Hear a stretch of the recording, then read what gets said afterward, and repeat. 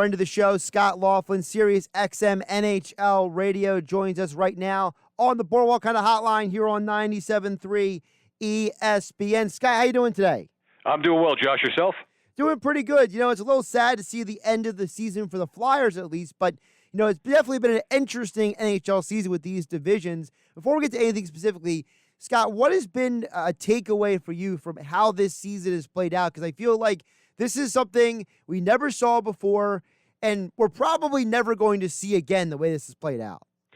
Yeah, I think it's just an achievement, you know, and we talk so much about what they did in the bubble in Toronto and Edmonton and to award the Stanley Cup eventually to Tampa Bay last summer, just what kind of an accomplishment that was for the NHL, probably their best collective accomplishment in more than 100 years of league history.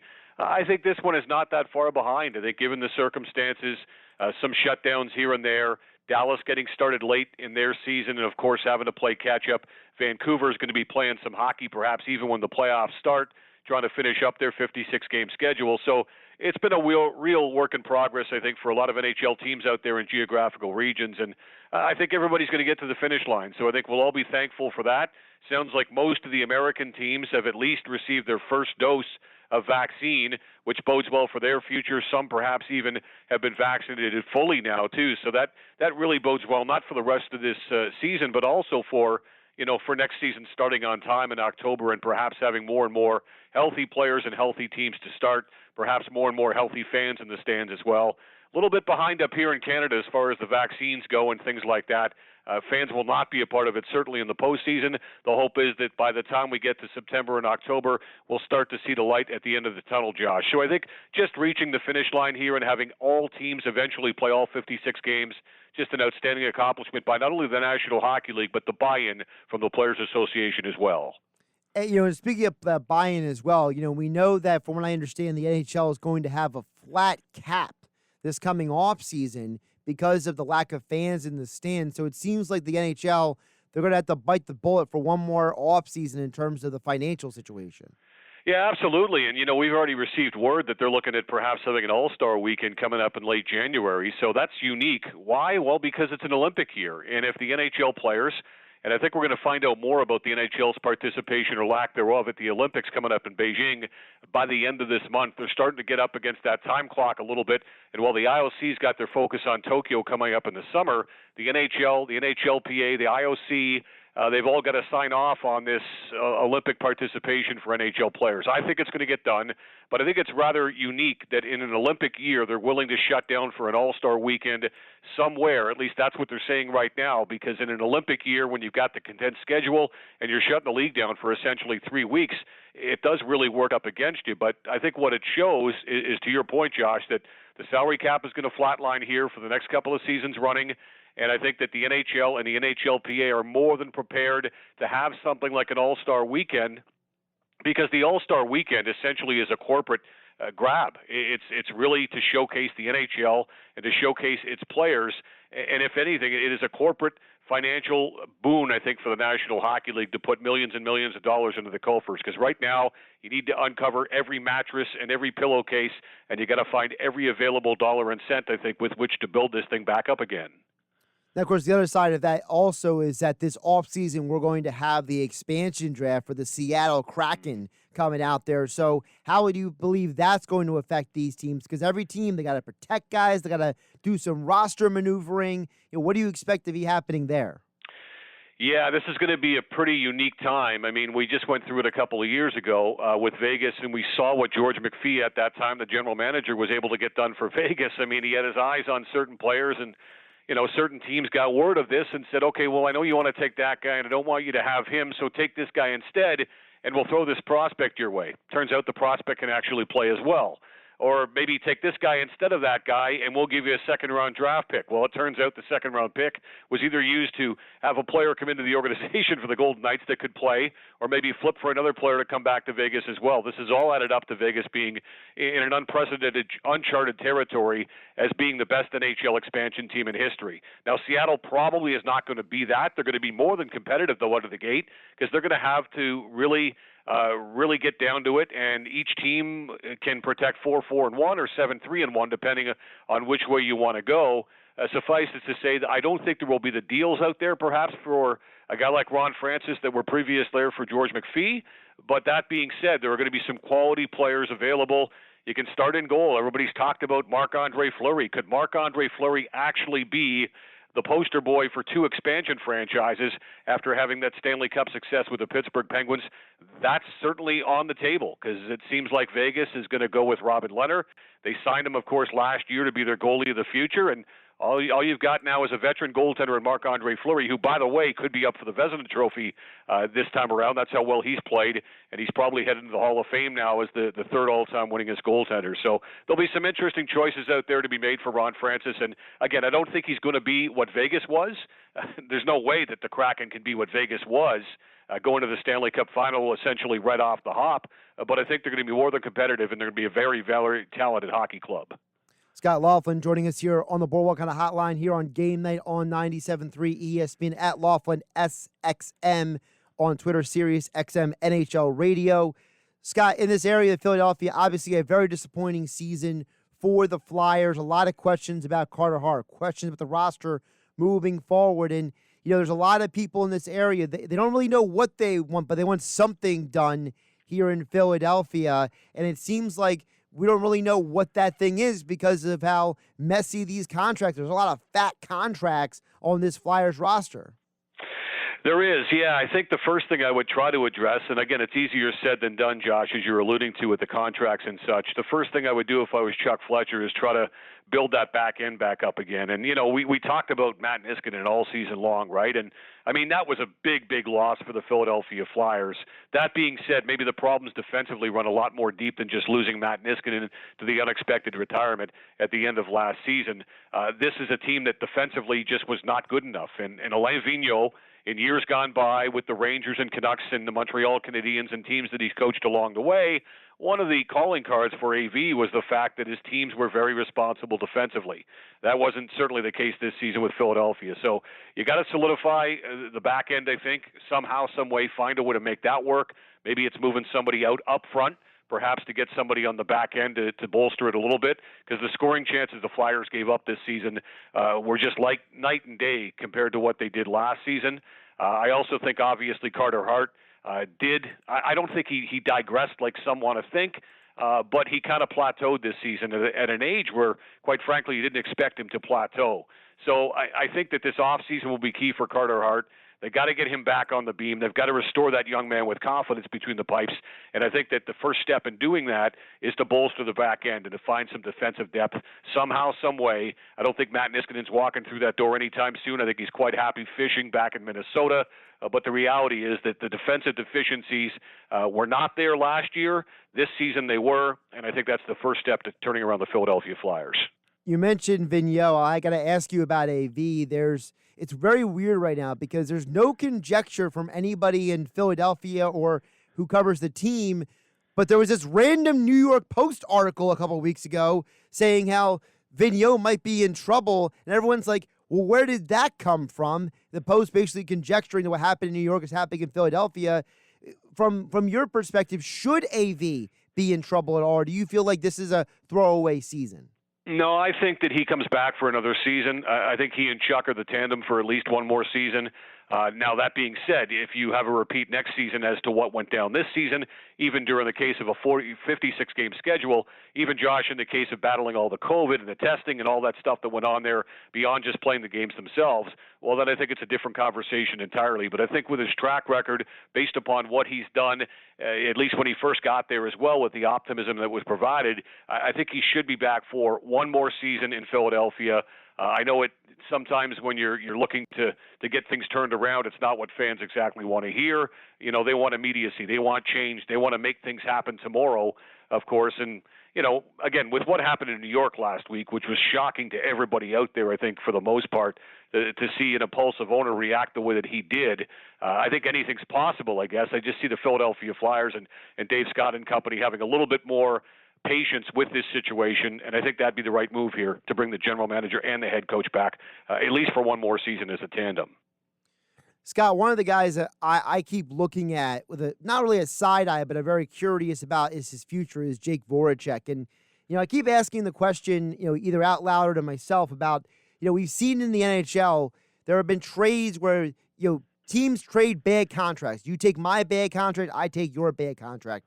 I feel like Voracek has just been here too long, and I think that it might just be time to move on. Is there potentially a team out there that would be able to make that deal? Is there a team that you could foresee saying, yeah, I'll trade you my bad contract for Jake Voracek and his contract? Yeah, I'm just trying to think, Josh, of another bad contract that could be sent back that way. I guess if we look hard enough and overturn the stones, we could probably find one. But I don't disagree with you. Jake Voracek has been in Philadelphia a long, long time, and I think he and Claude Giroux have kind of been attached at the hip for so many seasons now.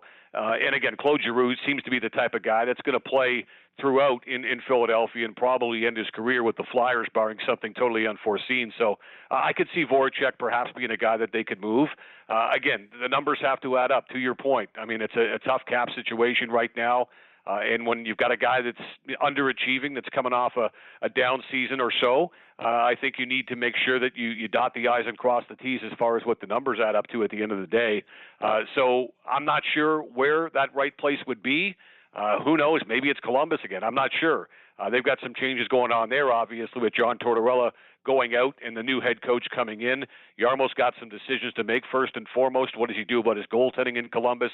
What do they do about Seth Jones? Can they get him extended on a Victor Hedman-type contract this upcoming season and off-season anyway? So I don't know. Maybe that's a place, a landing spot in the return there. But beyond that, though, obviously, yeah, the numbers have to add up, and somebody's got to be willing to take on that contract. Look, we know Arizona's done it before. Maybe they can do it again. Arizona is indicating that they're probably going younger and younger, perhaps even with a younger head coach now, that Rick Tocchet is leaving the Coyotes organization as well. And maybe that's an organization that in the past has brought on contracts like Pavel Datsyuk and Chris Pronger, even though they weren't even playing in the league anymore. And they incorporated that financial hit. Maybe Arizona's the type of situation like that where they could reap the benefits of a veteran player like Jake Voracek. Scott Laughlin, SiriusXM NHL Radio, joining us here on Game Night on 97.3 ESPN at Laughlin SXM on Twitter. Scott, you mentioned Claude Giroux, and I want to ask you this question because you've been covering the sport for a long time. You've seen the ebb and flows of this sport, and to me, and listen, I'm not a Claude Giroux hater. There are legitimate Claude Giroux haters in this area. But for me, I look at him and I just have to wonder, has he been the captain too long? Is there an expiration date on captaincy for players like Claude Giroux who are very good players, but you can't really put the label of great on their career? It's a good question. I think that within the room itself, it feels like he still has the respect of his teammates, and he's never lost that along the way. We've seen situations, Josh, where guys get the C taken off their sweater. Joe Thornton and Patrick Marleau come to mind when it comes to San Jose in the leadership that they once had. And, of course, Patrick Marleau is going to wrap up his career, looks like, with the San Jose Sharks as the all-time games played leader. So it's happened before. I think, usually when a guy is wearing the C, chances are he leaves with the C on his sweater and passes it on to the next guy in line. Either that or he ends up getting traded. And I don't see him getting traded at this stage of his career. So it always seemed to me, and we can think what we want from the outside, it always seemed to me, being around these guys, being around the teams, that he did still have that respect from his teammates. I'm not sure that he's ever lost that, despite the fact that, as you say, he's been scrutinized here. And, I mean, heck, after the season the Flyers had, the way that things have finished up here in the past 6 or 7 weeks, I mean, everybody's sort of under the microscope right now, and he's right there at the top of the heap. So I think he's going to end his career with Philadelphia. I think he's going to end his career as the captain, and at some point he'll pass on that seat to one of the younger players. Scott, a player that's not on the Flyers, but is becoming more and more of a conversational point in this area, is a local guy, Johnny Gaudreau, up there in Calgary. What do you think his future is up there? Because, Calgary, let's be realistic, they underachieved greatly. They even fired a coach in the middle of the season, hoping that would change things, and they're still pretty much mathematically, they're almost eliminated at this point. So, what do you think the future holds for Johnny Hockey over there? Yeah, I think he's done. I think he's moving on. And it's long been rumored, of course, that he wants to get back playing closer to home, whether it's for the Flyers or the Devils or anybody like that. That's always sort of been the quiet secret out there, that eventually, whether it's via free agency or whether it's via trade, he'll find himself playing back closer to home. So we'll see how that goes this offseason. But I think that Calgary missing the playoffs here, and look, going into tonight, Montreal needs just all of 1 point against Edmonton in the next 2 games to put a wrap on a playoff spot, and therefore Calgary, regardless of what they would do in their final 4 games against the Vancouver Canucks, it'd be kind of moot. It'd be relevant at that point. But I think that this, and we talked about it, Josh. We talked about Claude Giroux and Jake Voracek and being in Philadelphia together for so long here, and maybe Voracek moves. I think the same could be said about Monahan and Johnny Gaudreau out in Calgary. And I think Johnny Gaudreau, who's got, one more year left on his contract at the end of this season, one more to go, and then he's going to want to get paid again. I think he might be the odd man out. And I think that they're going to break up that Sean Monahan, Johnny Gaudreau tandem up front. They have gone in years gone by how those two players have gone. And quite frankly, at playoff time, the last couple of seasons, it hasn't worked out for the Calgary Flames. This season, they're going to miss the playoffs, barring a miracle. And I think they're about ready to shake it up there in Calgary. That's the indication I get. And I think Johnny Gaudreau is going to be the first big name to be moved out of Calgary. I wouldn't be surprised, again, if it's Philadelphia, if it's New Jersey, one of those two types of teams. So he could indeed be back playing closer to home. We'll see if those two teams can talk with Brad Treliving and work something out. Scott, you name dropped Edmonton there. And I got to ask you because, for me watching the NHL, to me, 2 of the best teams in the NHL are Edmonton and Toronto this year. And well, they're both in the same division, so they can't even go through the process of both getting to the Stanley Cup Finals. So, what is your perspective on the 2 Canadian teams? I feel like those are 2 teams in the past that there might have been a chance they could meet the Stanley Cup Final. Now, well, the best you could do is basically, the quarterfinals, basically? Yeah, they'd be fighting for a spot to get to the Final Four when it's all said and done, and probably essentially the right to play at a neutral site in the United States once we get to the Final Four, because it doesn't sound like the Canadian border's opening up anytime soon, Josh. So I think it's going to come down to Toronto and Edmonton to contest the North Division. I'd still favor Toronto, not only because on paper I think they're the best team. I think they're much stronger defensively from top to bottom. I think that Mike Smith's been a great story, but Mike Smith is 39 years of age. Despite having a Vezina Trophy-type season, even in the twilight of his career, I still like Toronto's goaltending, whether it be Jack Campbell or Frederik Andersen, a little bit better probably once they get to the playoffs. I also think Toronto just has much more talent up front. And that's saying something because Edmonton might boast the best 2 players in the league right now in Connor McDavid, obviously, and Leon Draisaitl, his running man. And I think that Toronto proved something earlier this season when they went out to Edmonton, and in 3 straight games out there at Rogers Place, they beat the Oilers 3 straight times. They shut them out twice. They outscored them 11-1 in the process. And to boot, they controlled Draisaitl and they controlled McDavid, unlike many teams have ever done before. So that's still fresh in my mind as to what happened earlier this season. So regardless of this historic tear that number 97 has been on, and it has been impressive, right? 100 points in 53 games, that is Lemieux-like. That is Gretzky-like. That is historic, especially given the circumstances of this season and all that it has entailed, of course. I still think that when push comes to shove, Toronto had that recipe. They had a formula to beat Edmonton earlier this season. They've won the season series decisively, and I think that that is something that we can read into when we look to the North Division Final, which I think is going to be the Leafs and the Edmonton Oilers. He's Scott Laughlin. Check him out on SiriusXM NHL Radio at Laughlin SXM on Twitter for all your NHL coverage. And, of course, the NHL playoffs are just days away. This is the final week of the NHL season. And, yes, I'm very well aware of the season Mike Smith has had because he's been my number 2 goaltender in fantasy hockey. So there you go. And, Scott, I always appreciate you jumping on and your insights. The hockey season's been wild to watch, and the playoffs are just around the corner. Anytime, Josh. Thanks.